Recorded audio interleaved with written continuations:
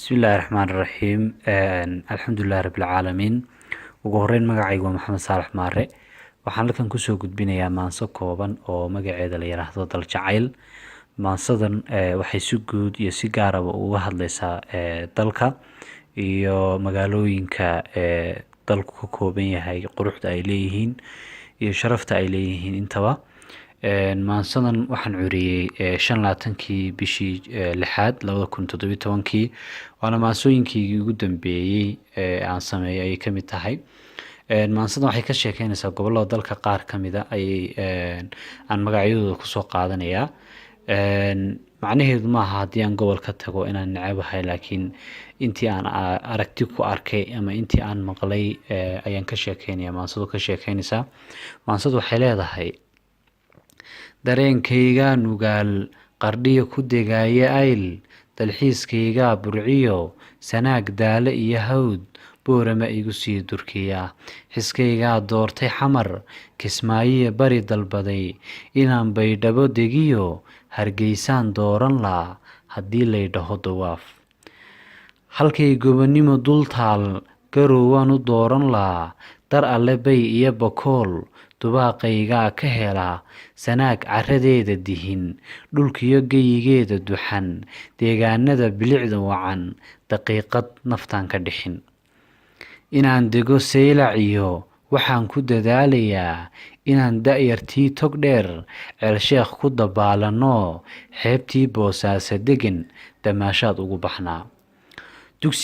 dugsigii cilmi boodharee dadkoo idil raadiyaan ayaan darsiyada cishqiga berbera uga doonan laa deeqduu rabbi keenay iyo laasgeel daymada u roon ayaan duur xuli lahaa dusheedaan gacan libaax dooggiyo quruxday lahayd daymada uga buuxsan laa indhahan basanbaas ku dilay quruxda sheekh bow dawa ah maydh iyo xiis bow dufana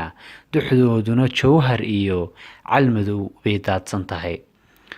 fardaha dhahareed dultaga siday u diyaarsan yihiin dadnima mudug lagu yaqaan afgooyan ku diirsadaa intaan gebiley ku dego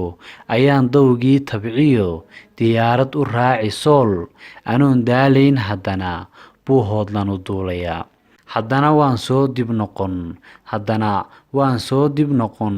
dooggii biyo kulule iyo laasqoray ku dekaynayaa haddana ii soo durkiya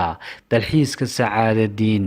damaashaadkii hobyiyo jamaame dadkiisa bilan xaafuun ma dibdhigi karee miyaan dahab iyo adduun ku doorsan karaa taleex hadaaftimo dahabsanay dubkaygii baa tahee sidaan kuu dayn karaa raxmadda badhan daadsanay adaan ku dareemayaa jariiban ma dayrin karo ceelbuur dabcan waan jeclahay carmiyo ceel daahir baan durdurkii laaguga gudbiye maxaan dal shisheeye iyo naf yahay dulinimo ku fali anoon dawarsanin cid kale waxa aan diyaar u ahay dalkayga inaan dhisto dunida ku dhex yeesho sharaf maansada dal jacayl intaasay kaga eg tahay fiidiyowga quruxda badan waxaan ku duubnay towga dabca gobolka sanaag waad mahadsantihiin. Assalaamu calaykum waraxmatullaahi wabarakaatu.